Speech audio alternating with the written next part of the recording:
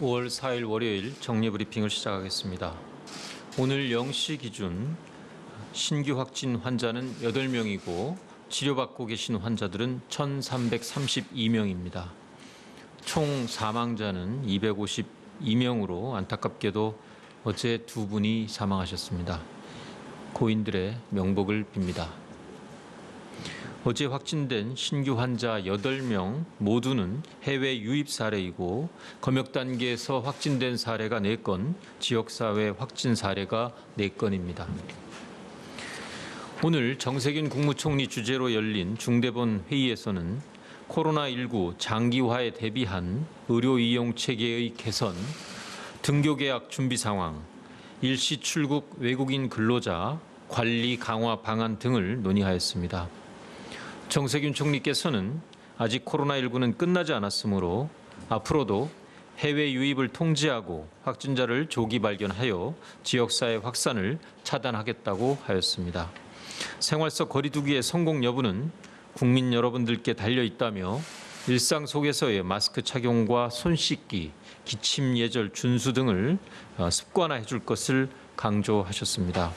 또한 학교 방역에 가장 높은 우선순위를 두고 모니터링을 강화하여 위험 신호가 발생하면 언제든지 거리 두기의 강도를 조정하고 필요한 조치를 취하겠다고 말씀하셨습니다. 며칠째 신규 확진 환자가 10명 안팎으로 발생하고 대부분이 해외 입국자로서 검역 단계에서 발견되고 있습니다.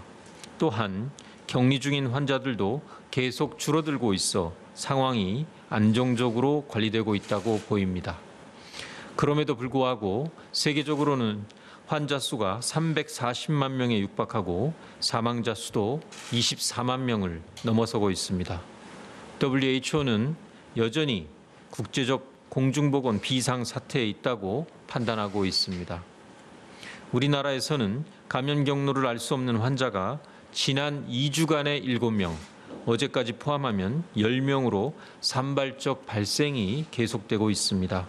특히 이 가운데 7명의 환자가 대구에서 나타나고 있는 점은 우려스러운 대목입니다. 대구의 경우 방역 당국이 아직 파악하지 못한 환자 집단이 존재할 수 있다는 것을 의미하기 때문입니다. 또한 4월 말부터 5월 초까지의 연휴 동안 사람 간 접촉과 이동 증가에 따른 코로나19의 확산 우려가 여전히 남아 있습니다.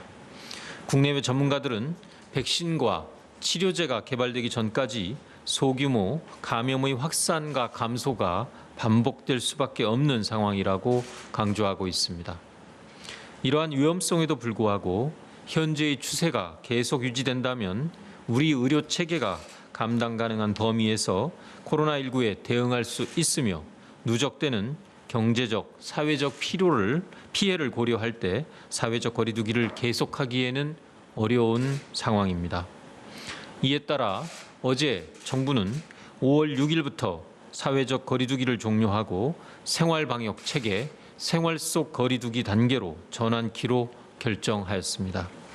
생활 속 거리 두기의 전환은 코로나19 이전의 일상으로 돌아가는 것이 아니라 일상 속에서 거리 두기를 실천하는 새로운 사회 규범과 문화를 만들어가는 것입니다.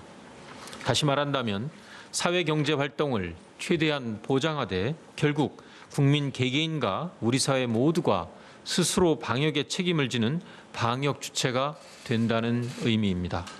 방역 당국이 전문가들과 함께 도출해낸 방역 수칙들을 일상 속에서 실천하기 위해서는 국민 여러분들의 적극적인 관심과 참여, 현실에서의 창의적인 적용이 필수적입니다.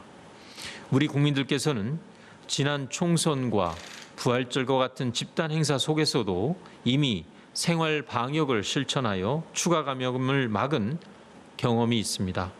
앞으로의 생활 속 거리두기 체계에서도 이러한 경험을 바탕으로 모두가 합심해서 노력한다면 대한민국은 코로나19를 막아내면서 일상생활과 경제 활동을 영위해 나가는 새로운 미래를 열 수 있습니다. 한편 중대본은 생활 속 거리두기 수칙과 관련하여 4월 12일부터 2주간에 걸쳐 국민들의 의견을 묻는 온라인 설문조사를 실시하였습니다. 총 8,747명의 국민들께서 다양한 의견들을 제출해 주셨습니다. 감사드립니다. 세부적인 상황은 보도자료를 참조해 주시기 바랍니다. 국민들께서 주신 질문 가운데 빈도가 높았던 질문들에 대해서는 상세한 답변을 준비하고 있습니다.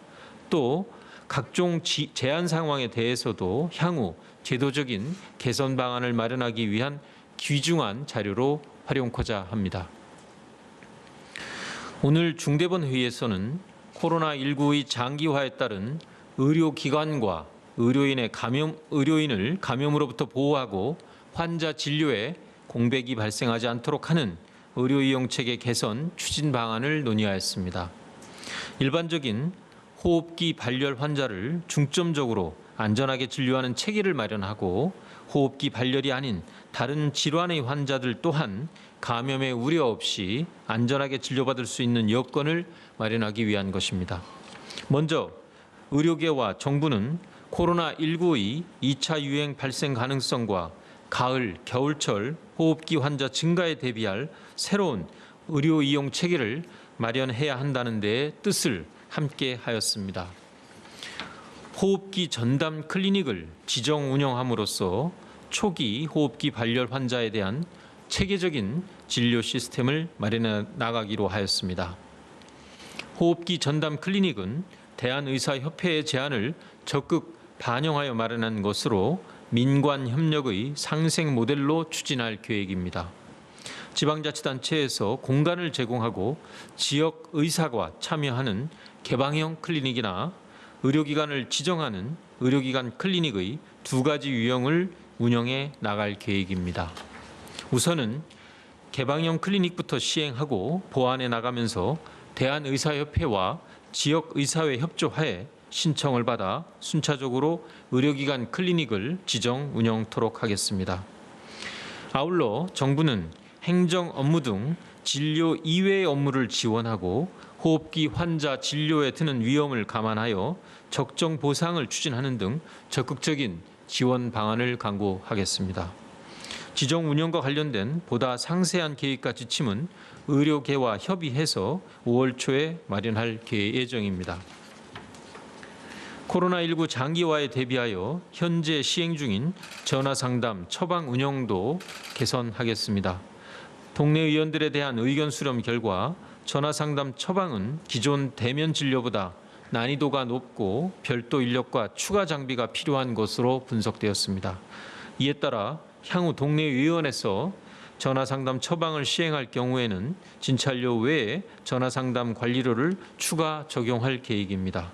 또한 기존 대면 진료에 비교한 환자 부담의 형평성을 고려하여 전화상담 관리료는 건강보험에서 전액 부담할 예정이며 5월 첫째 주부터 시행할 계획입니다. 오늘 오전에 대한의사협회, 대한병원협회와 함께 의병정 협의체를 열었습니다.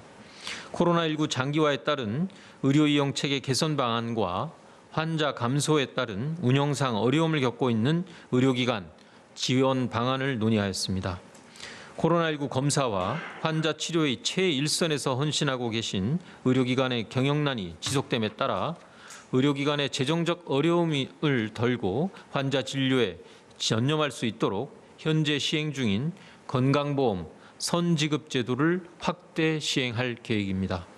당초 5월에 1개월분만 선지급하려고 했던 것을 6월분까지 포함해서 2개월분을 일괄 지급하여 경영상 어려움에 처한 의료기관을 적극 지원할 방침입니다. 정부는 코로나19의 지역사회 감염 위기 상황에서 소중한 생명을 구하기 위해 전국의 병원들과 의료진 분들께서 보여주신 봉사와 헌신의 정신을 잊지 않고 깊이 감사하고 있습니다. 지금까지 보여주신 헌신에 걸맞는 보상과 예우를 다할 것을 다시 한번 약속드립니다.